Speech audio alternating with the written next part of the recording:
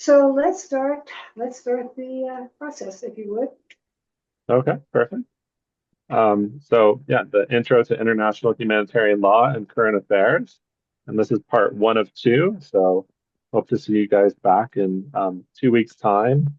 Same place, same channel. Um, Okay, now I will read what he says, but then he can add to this, right? Spence has a degree in international studies and a background in IHL as an instructor with the American Red Cross, and he's an excellent one, let me tell you. Well, why don't you embellish that a little bit and at least explain why are you coming to us from Colombia? yeah, certainly. Yeah, my background is with the American Red Cross. I have been passionate about international affairs since high school and particularly international humanitarian law since college, which was a little while ago. And now I live in Colombia, but I am from the Seattle area, from Shoreline originally. And so just want to keep involved. And I think that this is such an important subject. I don't think that there's ever a time when this isn't such an important subject.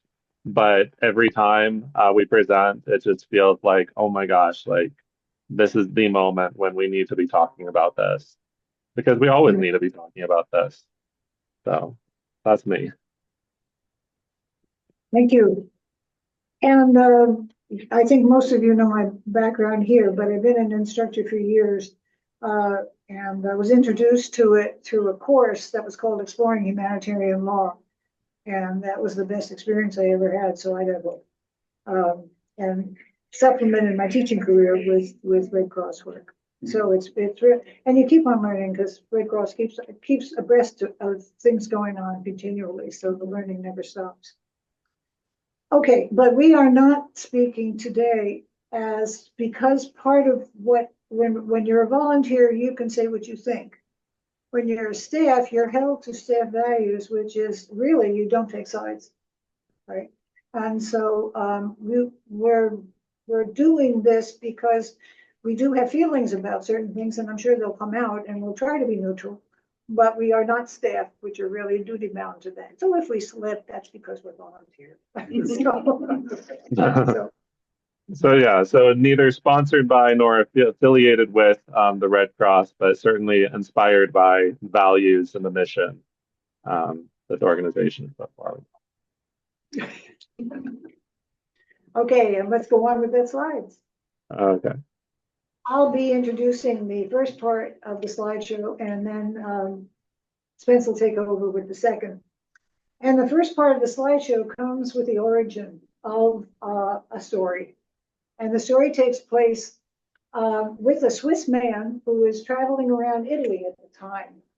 And his name is Henri Dunant. And he's a businessman, and he's out to establish contacts, as it turns out, with Napoleon III.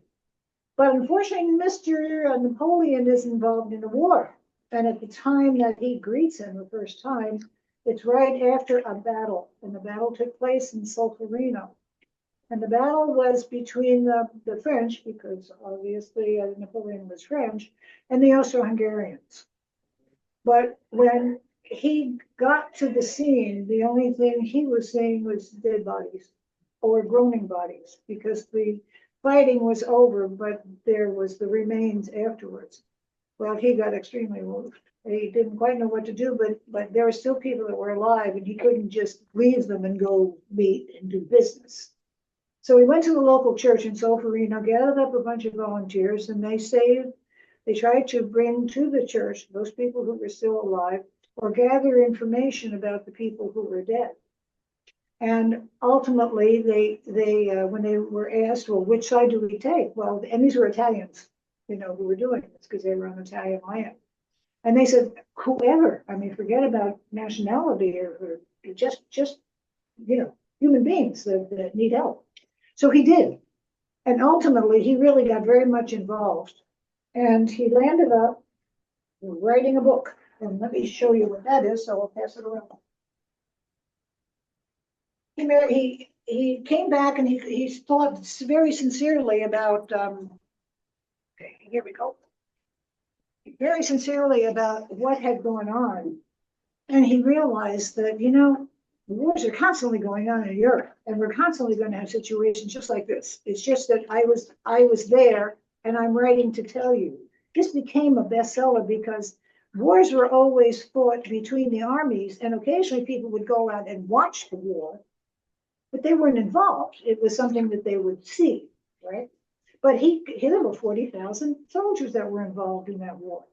And so this was something that was very, very significant. And he says, well, if we had an organization of some kind that could cater to that, then maybe that would be a good thing, you know? So he decided to try to form an organization, and he landed up bringing ultimately about 10 countries together. And when they met, and this included, they're going to include initially the country of Japan. Most of them are European countries, but Japan heard about it and got interested and was going to join up as well and send representatives over to Geneva where they met. So that is going to be a battle scene, but out of the battle scene comes this idea of the Red Cross. Well, Red Cross, how did they get that title?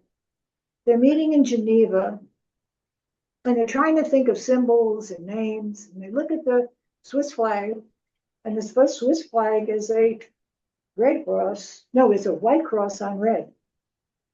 And he said, well, that's an idea, but let's just reverse it, and why don't we become the Red Cross? And so hence the name, right? Meanwhile, in the United States, I love this part because Clara Barton was originally a teacher in Massachusetts.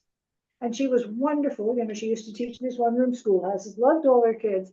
But she reached a point in life, you know, where you kind of say, I think I'm going to try something different. I'm going to take myself down to Washington and see if I can get a job in Washington. She did. She got a job. But then the Civil War started. And coming to Washington were some of her students. Oh my gosh. But now she's seeing them as Union soldiers. Whoa. Well, her teacher heart didn't left her, but her human heart did not. And she just kept on thinking about these boys who were going to fight. And so she decided that she was going to make sure that she helped them. And she went out and was going to do the same thing essentially that Henri Dunant was doing, except she was going to do it as an individual. And she was going to gather up materials and take it in a wagon and go wherever the fight was. And if there was some kind of a physician cutting off legs or bodies or whatever needed to be done, she was there to help. And so ultimately these two were going to meet. And at the time that they met, Clara Barton had already worked afterwards for the government to be able to locate the names of the soldiers who had died and make sure she notified their families. She was bringing that, you know, a very human piece to war, right? Because you're still hearing about missing people and where, you know, you're still hearing about them in the daily news, right? So anyway, that's a Red Cross function. But she also, once the wars were over and the body count and the reporting of the families was over, she twiddled her thumbs and then heard about a flood. And she said, well, you know, I could gather up some volunteers and we could go into a flood area. I mean, it's not war, but boy, they need help too. And so she did. And eventually she's going to introduce that idea when she gets to meet Henri Dunant. So let's progress. So what ultimately will happen? Henri Dunant, calling together 12 nations in the beginning, created something called the International Committee of the Red Cross. Now remember, they were founded during a war, and their intent was to work in a war situation and to make something better. Okay, at least bring some kind of humanity to people who hadn't survived, okay, because the fighting was over. And so it was going to grow into the idea of each of those 12 countries was going to establish their own Red Cross. And if there was fighting going on in their country, they were going to do the same thing, gather up volunteers and go and service them. But eventually, the idea that you could also work in a natural disaster was something that, what's your name? Clara Barton, that's something that she already developed. She brought that to the International Committee of the Red Cross, and ultimately they got a new division, which was the division working on natural disasters, and that's called the International Federation. So if you hear about a natural disaster anywhere in the world where the Red Cross is going to help you, it's going to be through the Federation.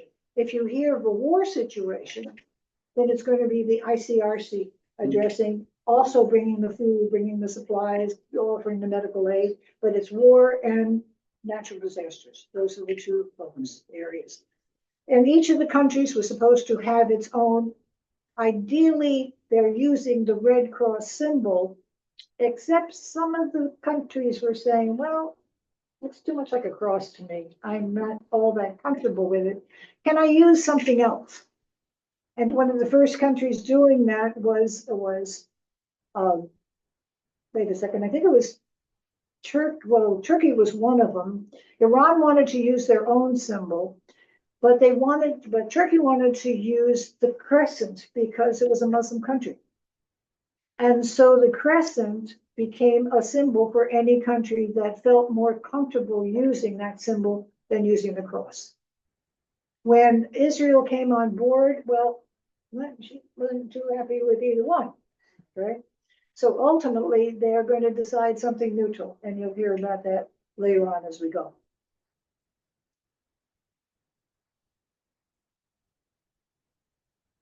So we now are going to have an international Red Cross and Red Crescent movement as more countries join up with the ICRC. Every country in the world belongs to the ICRC. One of the first things a brand new country does when they become a country is to affiliate with the ICRC. That's one of the things that's kind of par for the course. So they established over time, they established what they call the fundamental principles, but these are the principles of the organization. Okay, you're going to hear that expression used later on in a different setting, but this is Red Cross principles. They really believe in humanity. They believe in making situations of war humane. And that means just doing something that is not killing and not designed to win the war, but instead to be humane. If they're going to do it, remember, just as Henri Dunant said, it doesn't matter which side you're on, we're going to be impartial.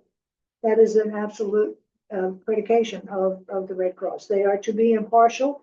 They are not to show any kind of favoritism. That also means they don't take sides. And usually they don't take sides because there's a Red Cross on either side in situations. So in the international situations, you don't want to take sides because you're offering the same service. So hence you're neutral. Universality means, yes, every country in the world is. And when help comes in to natural disasters, or in sometimes to even more situations, it can come from Red Crosses all over the world helping. Voluntary service, that is a premise. They do have staff, and we need people like Mickey to help us. But it is like, I think it's at least 80% of this people involved with Red Cross, maybe more, are volunteers. And so I've been doing this as a volunteer because I've gained so much, and so the same with Spence. We're both volunteers. We are independent of the government because even though we're the arm of the government, usually in a disaster situation, usually they kind of relegate humanitarian aid to the Red Cross. We will be independent of the likes and dislikes of the government. So if there are particular groups that the government might not like and might not favor in a situation, particular countries that they might not like or favor and wouldn't want to help, the Red Cross will still help. In other words, we don't have to follow government dictates as to who do you help. If there is a need and we see suffering, we help. Okay? And that's the beauty of it. There is unity because we all are holding on to these same principles. And that helps to unify the movement. So that's kind of it in a nutshell for what the Red Cross is about. Now let's go on with this. And to talk about this humanitarian law, because that's what we're talking about tonight. Humanitarian law, Now I'd like to read this because I want you to think what's not being said here, all right? Humanitarian IHL is a set of rules which seek, for humanitarian reasons, to limit the effects of armed conflict. So which part of the Red Crosses are they going to be working with? ICRC or International Federation? ICRC. ICRC, because ICRC is armed conflict, right? Okay. It protects persons who are not or no longer participating in the hostilities and restricts the methods of warfare. Who are they not protecting? Persons who are not, they are protecting persons who are not or no longer participating. So who aren't they protecting? Those who are participating. Those in the armed forces who are doing the fighting. I mean, you're soldiers, you're taught to fight, you're taught to kill. Well, do your thing, but we're not protecting you until you become unable to do the fighting. Then you're an ordinary person, right? You're not a soldier anymore if you really can't operate as a soldier. So then you deserve protection, okay? And you should get it. Or you're a prisoner, okay? Where you can't do the fighting. You are to be protected. So as soon as you're not the fighting entity, you will protect you, okay? Okay, so that's an important piece. Okay, let's go on. Oh, we're going to stop here because we want some participation. You're on. Okay, cool. This is me. Let me see if I can do it. Okay.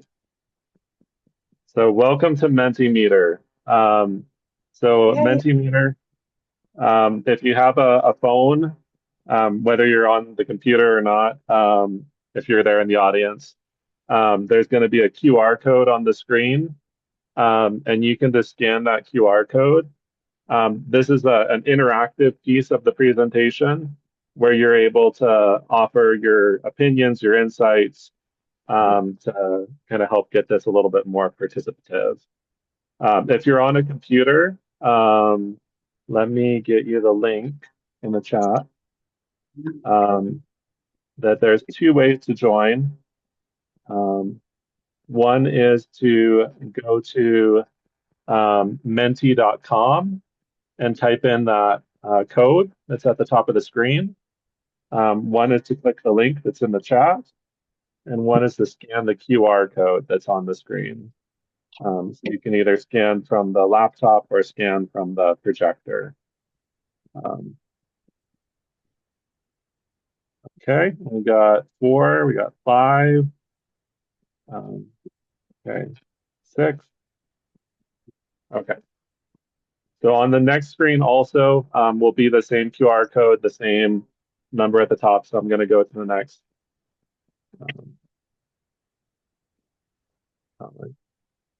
There we go. Okay. So we're going to be talking about the history of international humanitarian law. And it should give you, if you're in, it should give you the ability to vote. Which of these came first? We don't expect you to know the answers yet, so you can guess. If you know the answer, all the. So are these that, so, Yep. Okay, cool. So, yeah, so you'll just like drag them, I think, and order them. So someone put as the first one, customary law came first.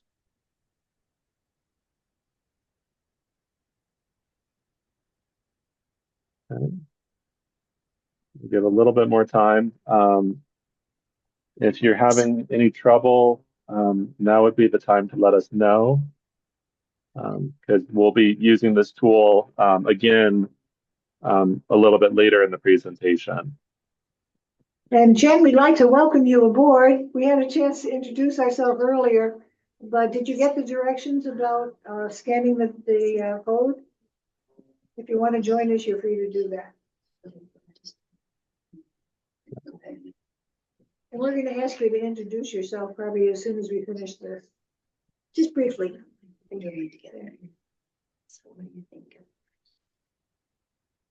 Okay, let's see if we can get one more. We're at seven votes. Can we get one more vote? Can we change our vote? After you find out the answer. Okay, there we go. And we got a thumbs up. So And so that's exploded right now. That's bonus. okay, cool. So Joanne, do you want to react to this, or do you want to just go back into the slides and we'll cover it? Well, let's go back into the slides. I'm very interested in your reactions here. And matter of fact, you're almost historically correct, even in the way you lined it up. So not knowing, I mean, if you don't know this stuff, you do already, so this is good.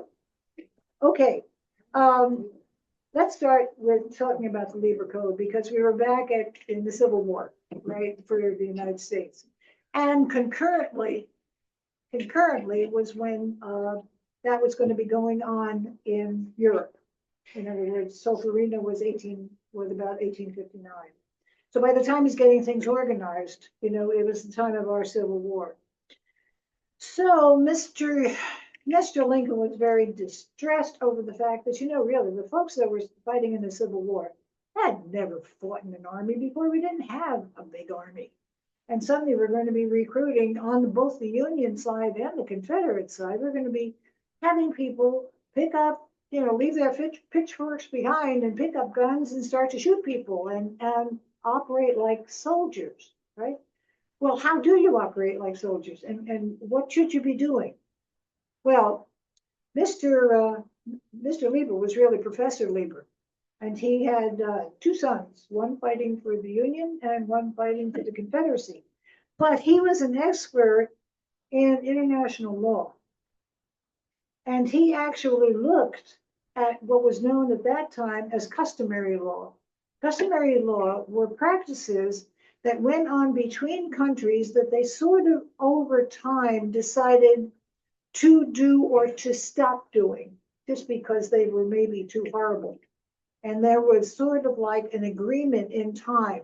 Nothing always formal, nothing always written down. A lot of time it was practiced, but that's what they call customary law. And so what he did is to write it down. These are the codes that over the hundreds of years that we've been fighting wars, this is what it has evolved. These are sort of like the rules so far. And that is what he put down in a code. And his intent was, he certainly didn't want his two sons to kill each other. It could have happened, right?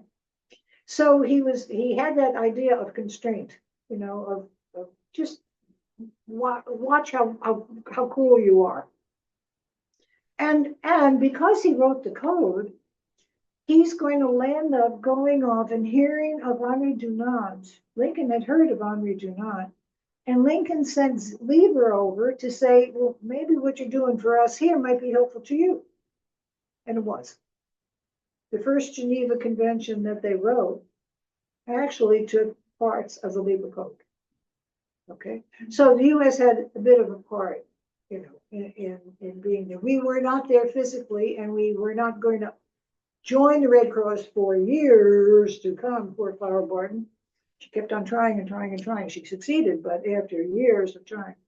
So, but there was a good start. Okay, so let's move on.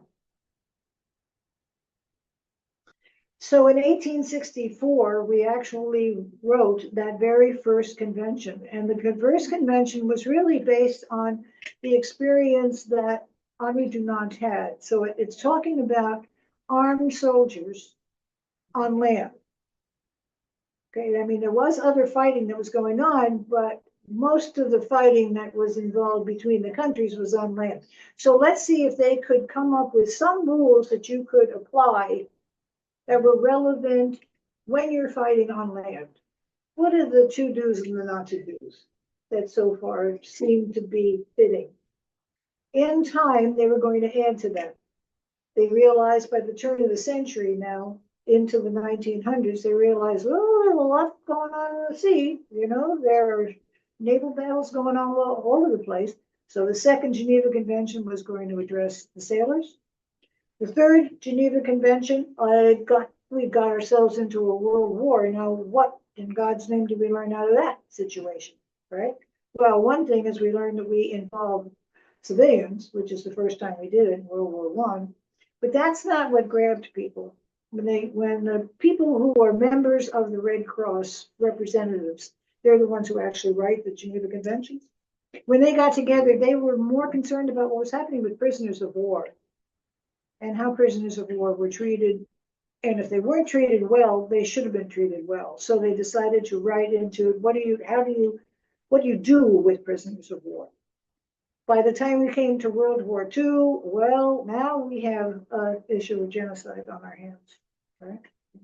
And so now we're going to talk about civilians. And so those are the four that make up, and if you, can you get my book over here? It's the one that's standing up. And then maybe you could pass that over to John. This is the final compilation that came out of 1949, and you can hand it to John. Okay. And there are over 600 rules there.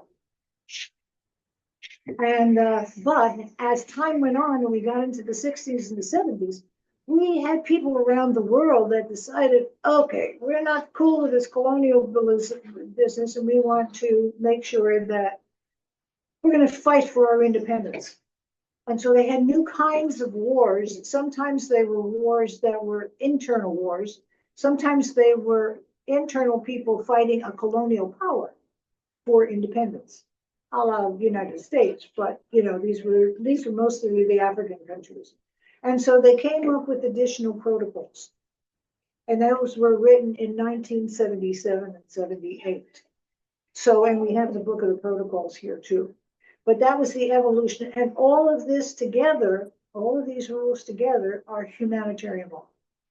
And they're rules of behavior. What do you do in a prison camp? Okay, what do you do when you occupy a country?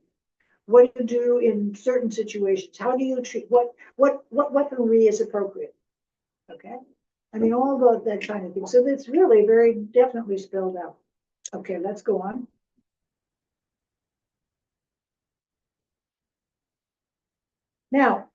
Now you know that customary law was the correct answer, right? Partially because you've heard me say it, but it was the oldest law, right? And then over time, there were treaty laws. Now, a treaty is a contract, and it can be between two countries or it can be between many countries. But whatever it is, it's a contract.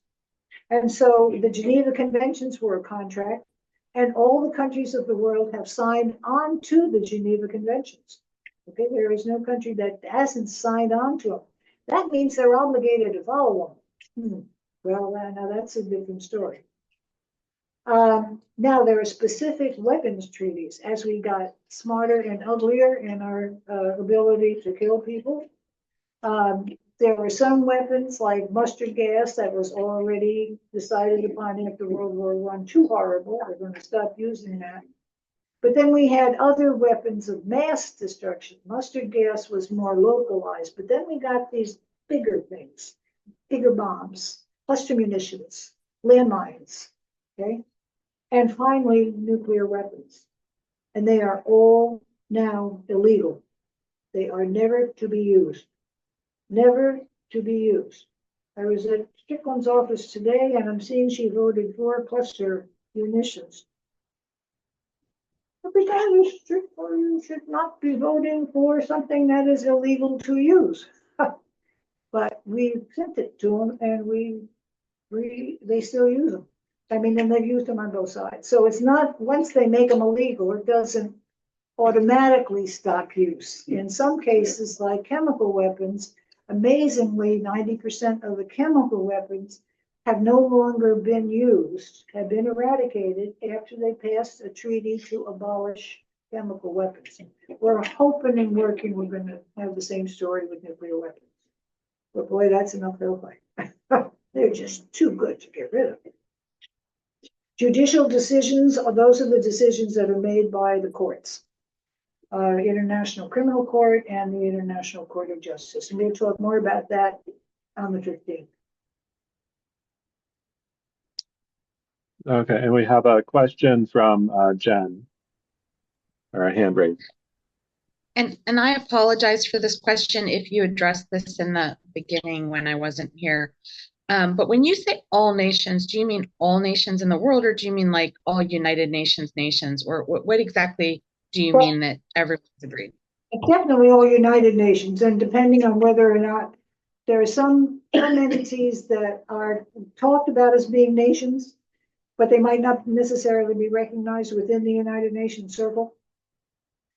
So really, it's what we're really talking about is for sure it's all the United Nations, all 103 nations in the United Nations. And there might be others like the Vatican is not a nation per se, but they are a member of the United Nations. So I'm not sure if they signed on to, I can't really see the Vatican getting involved in war, but let's hope not. So yeah, but I mean, it's to my knowledge, and the most interesting thing is like South Sudan became independent of Sudan. And one of the first things they did is to sign on to the IHL. Yeah, so examples of nations that aren't nations, just to put it in a funny way, is Kosovo, Taiwan, and Palestine that all have varying levels of recognition. But just because you're not necessarily recognized by all the world doesn't mean that you can't sign a treaty. And so we'll, in the next class, talk a lot more about Palestine, but they are signatories to some of these agreements.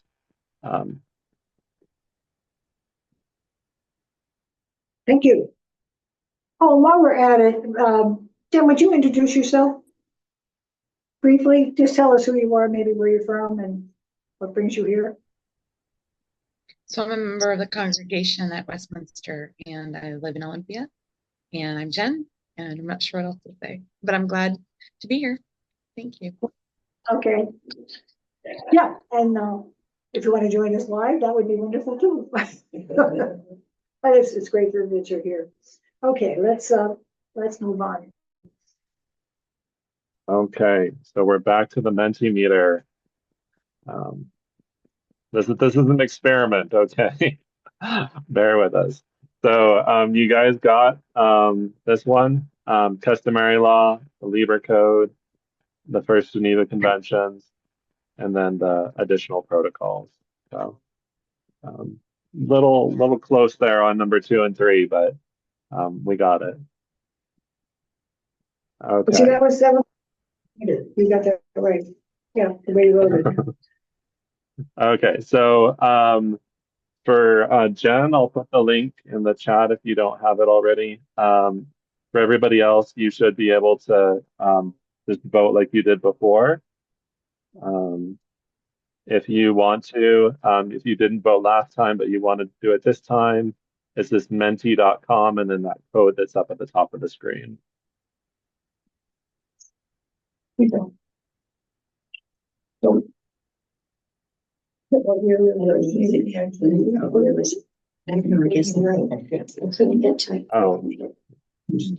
Maybe she moved the slide to where you put the thing. It won't let me do 40.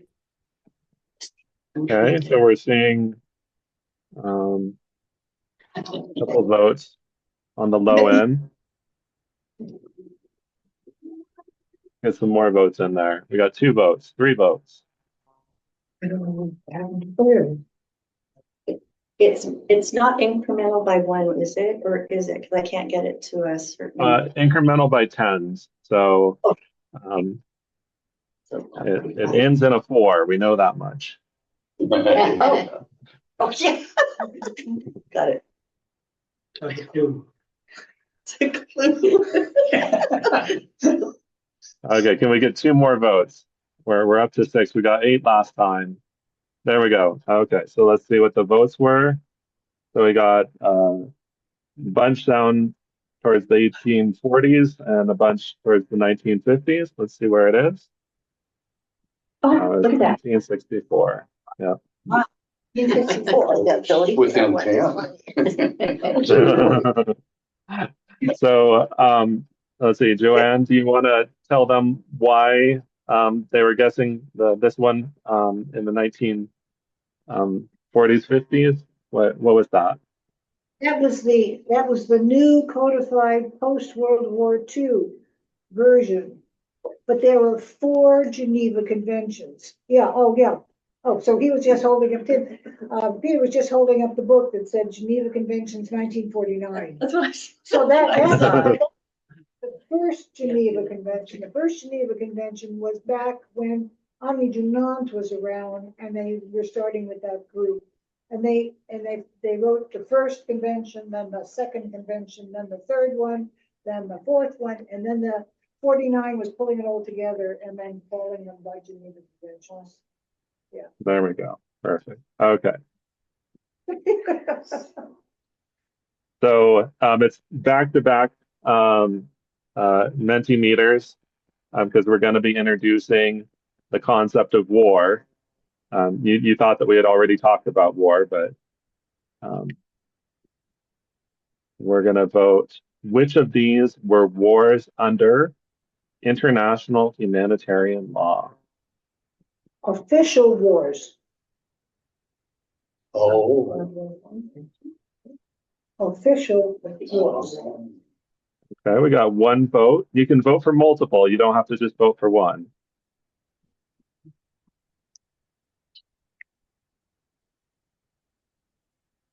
By official declared world wars. Under international humanitarian law.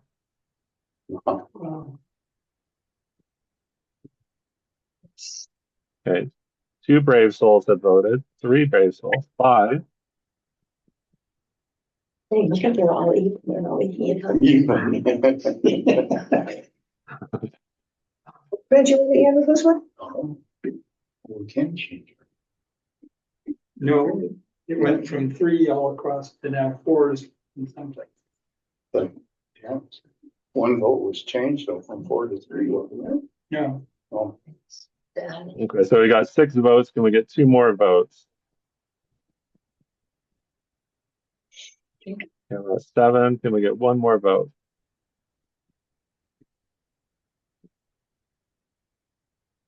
Okay, I'm going to show you guys the answer. So, should we jump back into the slides or do you want to explain? Let's jump into the slides because I think that'll, yeah.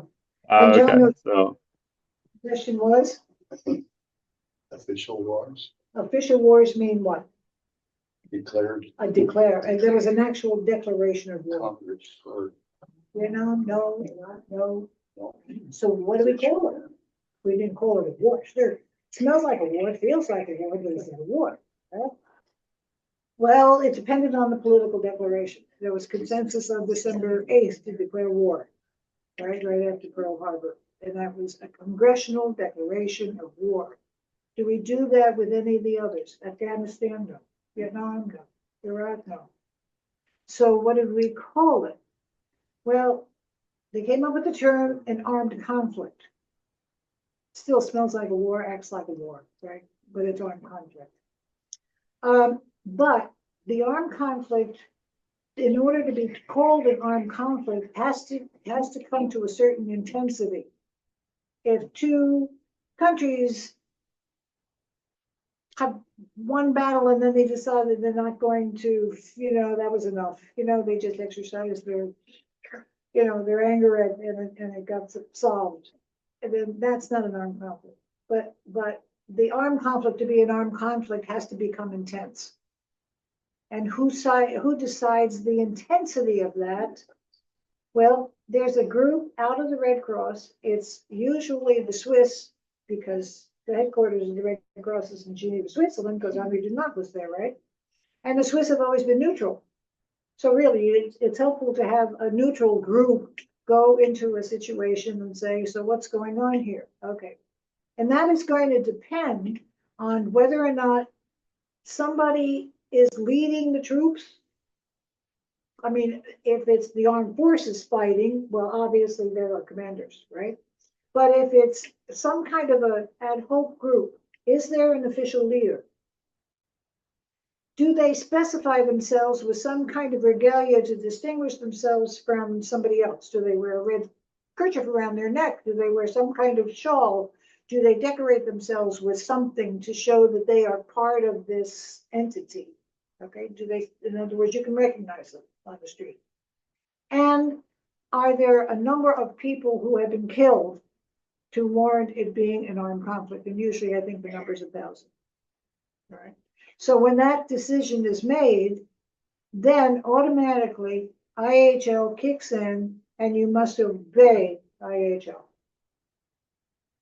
In other words, now what we're saying about how you fight a war, what you can do, what weapons you shouldn't use, how do you behave, all those rules apply now that we have declared it's an armed conflict. Okay, because wars have to be declared by their governments, officially declared in some way, shape, or form. And lately, this fighting that goes on where that's not happening. Right? But they're still killing each other in numbers. Right? So that's a distinction. So an armed conflict exists wherever there is resort to armed force between states or protracted armed violence between governmental authorities and organized armed groups. Hamas, Hezbollah, right? The ones in Afghanistan that we fought, right? The ones in Iraq that we fought, etc. Okay.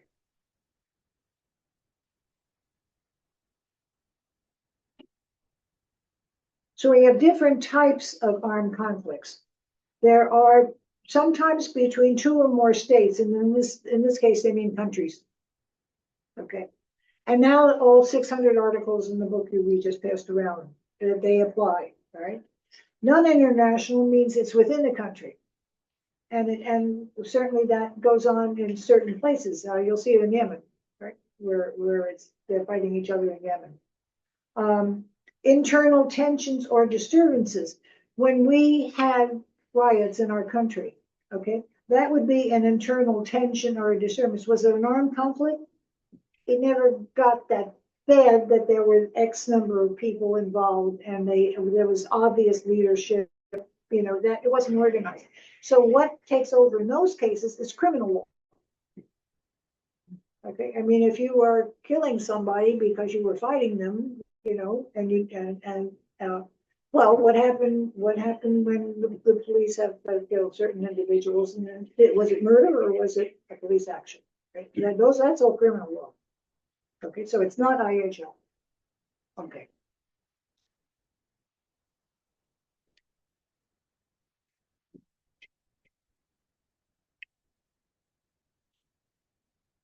Now the rules of engagement are, I do not have a military background, so I wasn't even familiar with this until I started to study this. But there is this code that is the Geneva Conventions, all spelled out, all 600 provisions. But then there are situations, which are political situations, in which usually the commander-in-chief will decide what actions should take place or not.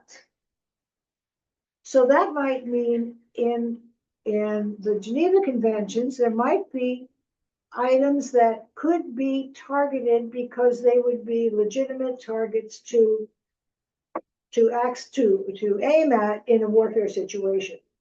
Okay, if the bridge is something that is going to help you win because your enemy is on the other side of the bridge and you don't want them to come over, you can bomb the bridge. That's legitimate. But if you're in a discussion where you might want to make peace and you might want to talk to each other, maybe it's a good idea to keep that bridge up so that you can actually talk. That's a political decision that would change what the law says about this this can be a target in war. Okay, so the ROE is the blend of what is possible, but in certain situations is changed to fit the situation, and the ROE comes in the center. So if they're talking about the fighting that's going on these days, and either, well, do I aim at the school? Does the IDF aim at a school? Well, you're not supposed to aim at a school. It's a school, for heaven's sakes. That's a humanitarian institution. But suppose your enemy is using the school.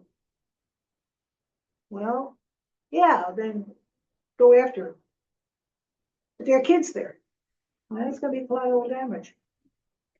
And that's the kind of decision you're going to make. So these are, but that's the rules of engagement, you know, and the commander in chief has a lot to say about that. Okay, so on all sides. So the convergence of law, policy, and military considerations, the directives that delineate circumstances and limitations under which armed forces will use force. Because what the Red Cross will say, and you'll hear it soon, is the military can't do whatever it darn well pleases. Not according to IHL. There are restrictions on it. Okay. So the authority to use force then belongs to the state. In other words, the state does have, the state meaning the commander in chief, usually. Okay, whoever that is in each country. Or in each entity. I mean, what was the one in Hezbollah, the leader was just killed, right? The leader of Hezbollah was just killed. He was defined as the leader, right? And that was a legitimate target because he was the leader of the group.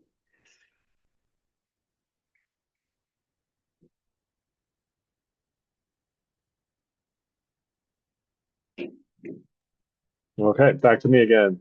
Interactivity. Continue. Okay. Yeah, we did that one. Yeah. Okay, so which of these are fundamental principles of international humanitarian law? 3 of them are, 1 of them isn't. But you can vote for as many as you want.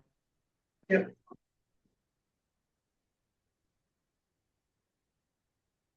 That's Joanne being the good teacher, trying to help out the students. It says you can only vote for 2. I'll just say that. Oh, only vote for 2. Okay. Oh, yes, protection of schools. This one.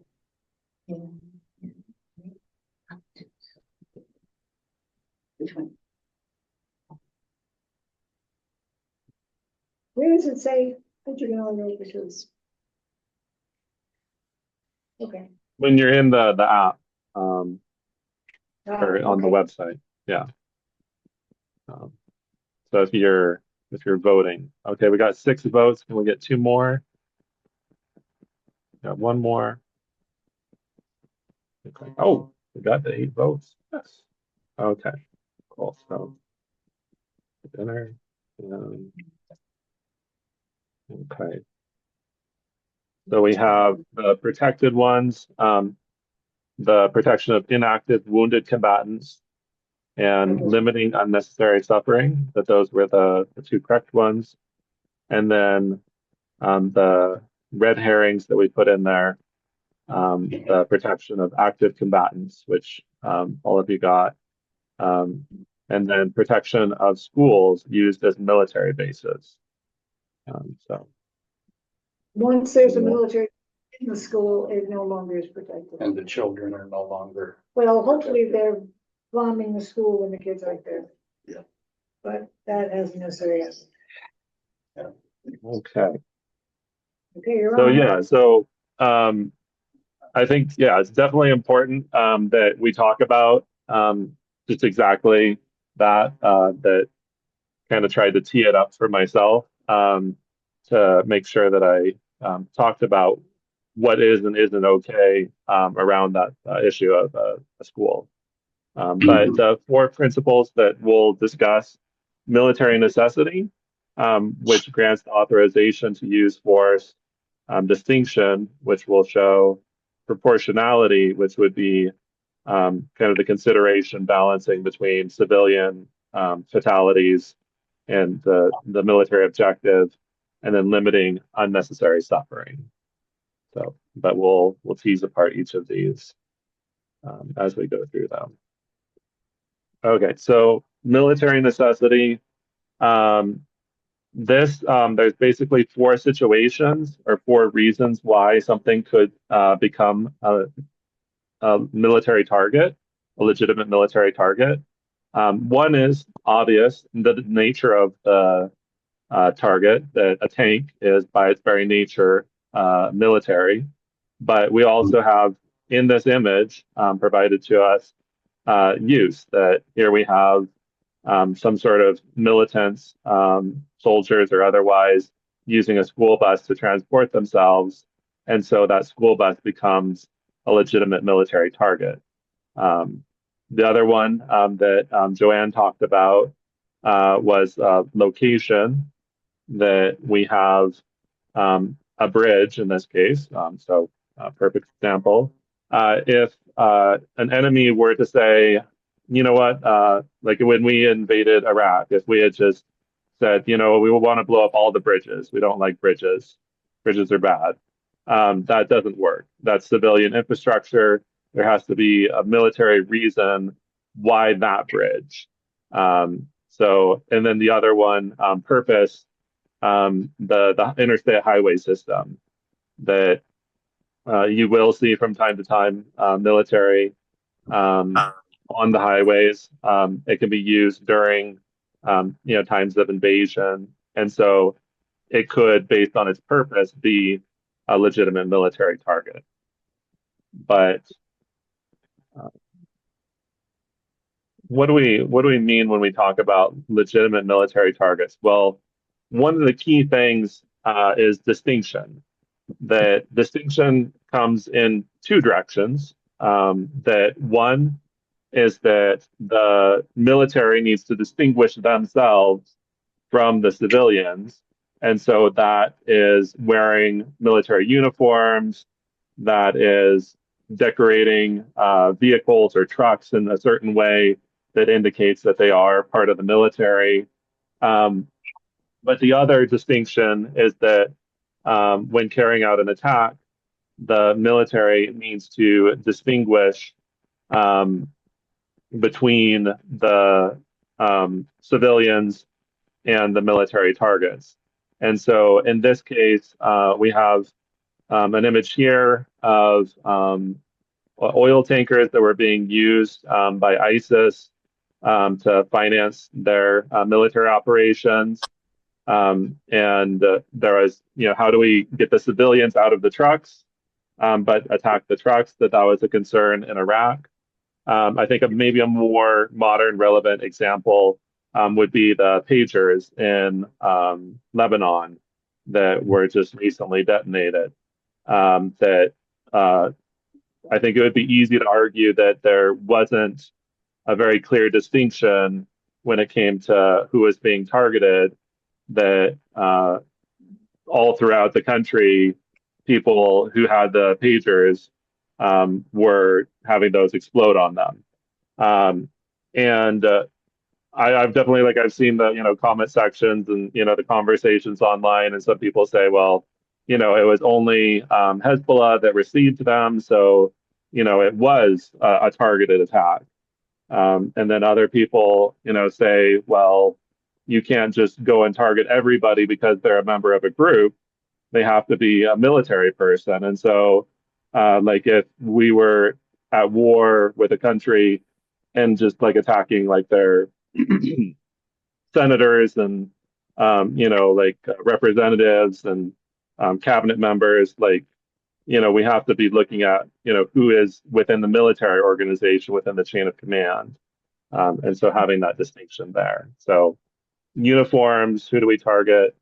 And then also, we have an example of a difference between the clothing that a civilian might wear, the clothing that a soldier might wear. But I think that this one is really the crux of the matter. That we'll talk a lot about this one in 2 weeks' time in our next presentation. But the example that's being shown here is that there's a commander and he's surrounded by children. And the question is this a legitimate military target based on the principle of proportionality? that we need to balance the incidental loss of life and injury to civilians, so collateral damage, versus the military advantage that is to be gained.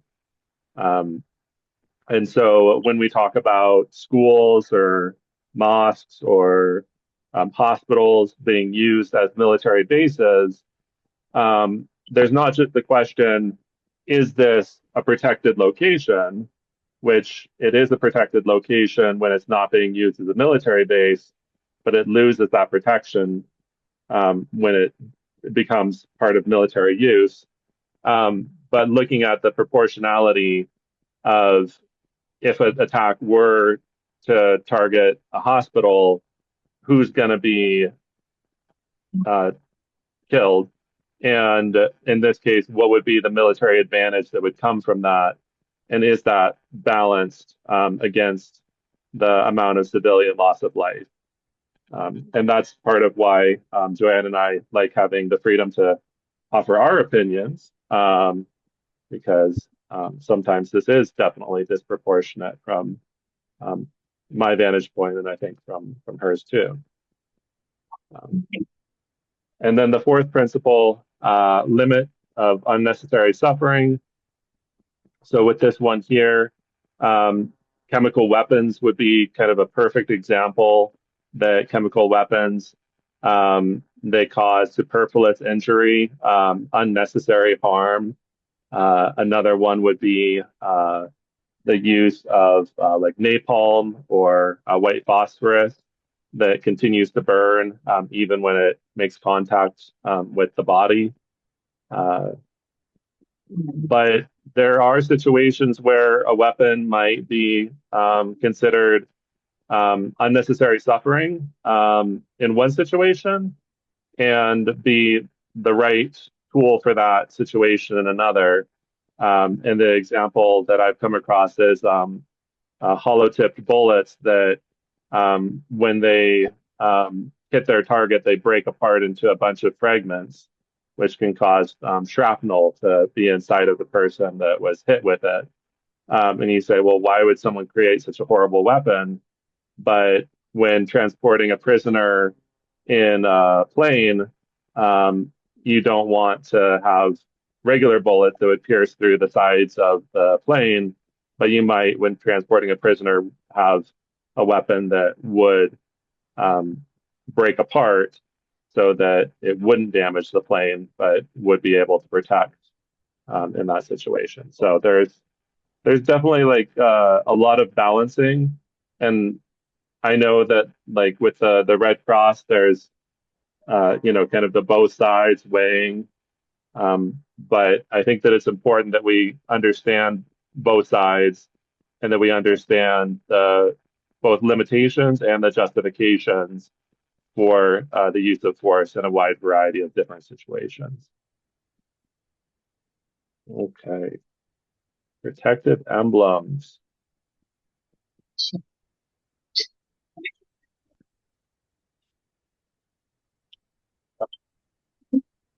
Yeah, I'm not going to tell you guys what ICRC stands for because it would give it away. No, the International Red Cross and the International Federation of the Red Cross, they have protective emblems. And Joanne did talk about this towards the beginning of the presentation. You say if you agree that this is a protective emblem, or you disagree, you don't think that this is a protective emblem. And you can also vote in the middle if you want.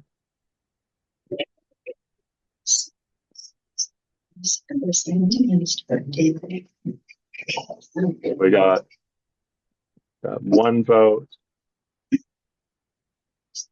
Okay, the lion is not doing very well.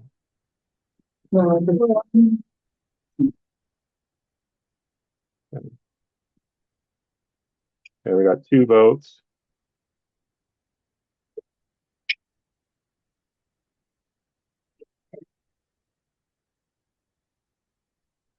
And the lion is still really unpopular.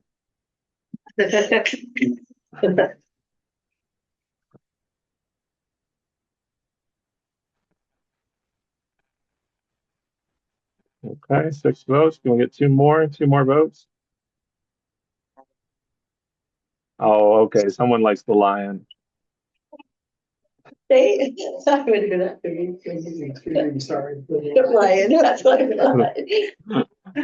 Give a little bit of it. Okay. And for Caddy, I just put a link in the chat for you, Caddy, so you can join the Mentimeter if you want to. Okay. And this one is agree, disagree, so there's not a button to show you the right ones. But I'll talk about this, but I'll also to talk about it here and now. The cross is definitely the Red Cross, the symbol for the organization, based on the inverse of the Swiss flag. And then the crescent, which some people associate with Islam. Other people associate it that it's the inverse of the Turkish flag. So there's different ways that we can interpret that symbol. And then when the Red Cross was first getting started, most organizations were in Europe were the cross. Some followed Turkey with the crescent. And then Iran wanted to have their symbol, which was the lion. So it actually was recognized under international law as a protective emblem. The Star of David, it's indicative, but it's not protective. That we'll talk about the crystal in a little bit. But basically, there's the cross, the crescent, and the crystal. That those are the three symbols that are now used. And inside of the crystal, organizations can put the symbol that they want. You can put your lions inside. Okay. What they're really trying to do is especially in international, where international aid is coming in, people want the ordinary person to recognize this is coming from the Red Cross. And so they want some kind of consistency, even if, I mean, it's the same organization, you're just showing different flags, so people don't understand this is Red Cross that is supplying us with food this time. I think it's, it's wanting to appeal to an easy enough symbol that the Red Cross gets a credit for the aid. Yeah, exactly. So these are the distinctive emblems. We can see examples of their protective use, that there's a medical ship, and then there's also a medical truck, and those are protected by the cross. So the protective use is using the emblem as a visible sign to claim the legal protection of IHL in times of armed conflict. It should be displayed on personnel, equipment, or facilities entitled to the protected status. So that's one of the things that has come up so many times in the conflict in Gaza, is that Hamas is accused of using hospitals, of using ambulances, and of basically abusing the protection that comes with this symbol. Yeah, we have time. I live in Colombia, as Joanne mentioned, and in Colombia, there was a rescue of Ingrid Betancourt, who is a former presidential candidate who had been kidnapped by the FARC. The military used a helicopter that had been painted with the Red Cross, claiming that they were going to go to provide medical assistance to Ingrid. And it was actually the military using it as a disguise. And that was a violation of international humanitarian law, even though it's a domestic conflict. The rules of how these symbols are to be used continues to apply. And if you're still watching MASH, or if you ever watched the program MASH, the symbol is in South Korea, is right on top of, or North Korea, I guess, it's right on top of as the planes are landing, you can see right on the roof. And Well, hospitals will do the same thing. I mean, if they're, and Médecins Sans Frontières might be using, the Red Cross because they're providing Red Cross help. Yeah. Okay. So we have these emblems again, but this time the emblems are used as indicative to identify persons, vehicles, or structured linked to the International Red Cross, Red Crescent movement. So the top image might be after an earthquake, that the Red Cross is there to provide assistance, or after a flood, something like that. In the first situation, in the first situation, they were being used to protect in a armed conflict. In the second case, they're being used to identify potentially in a natural disaster or something like that.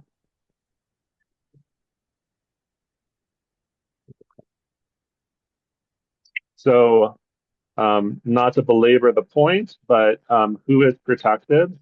The wounded and sick combatants on land and at sea, prisoners of war, civilians, medical personnel, be they military or civilian, religious personnel, chaplains, and then Red Cross, the Red Cross personnel. And So, so go references ahead. to, I was just thinking about the references to reporters, whether or not reporters, when identified as being reporters, whether or not they're protected. I mean, they don't show up here, but usually, if you're listening to the news, they'll tell you that, a reporter was killed. So, but I don't know if it's official, if they have official protection. Yeah, I don't think that they have official protection, but I think that, yeah, there's the treaty law, which states, all of these are explicitly mentioned. And then there's customary law, which might be what would apply in that situation, that there's customs and norms that are just kind of unspoken agreements between countries. With the prisoners of war, one key thing to circle back on that one is that the Red Cross provides visits to prisoners of war to check on them and make sure that they are being treated in a humane manner in accordance with the Geneva Conventions. And so I believe John McCain, when he was a prisoner of war in Vietnam, that there are people that came and visited him to check on his well-being, which, obviously he was, mistreated during his time there. And then one of the other ones is that during the War on Terror, after 9/11, the individuals that were apprehended and detained, they were considered by the United States to be unlawful combatants. And so they weren't prisoners of war, according to the United States, they were terrorists. And as such, they weren't offered the same protections. And so there wasn't, according to the United States, the guarantee that the Red Cross should be able to visit them. And there were a number of people who were held at black site, like hidden prisons overseas and different things like that, Guantanamo Bay. Yeah, there's definitely times that countries have tried to circumvent the protections that are offered, be that, that it's a conflict between nations and they don't want it, or be it that it's a conflict between nations and non-state actors, armed groups, and they don't want to give the same protections to those armed groups.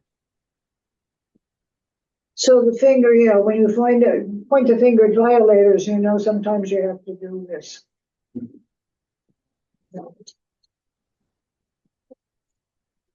The assumption is usually that the people will hold their leaders accountable.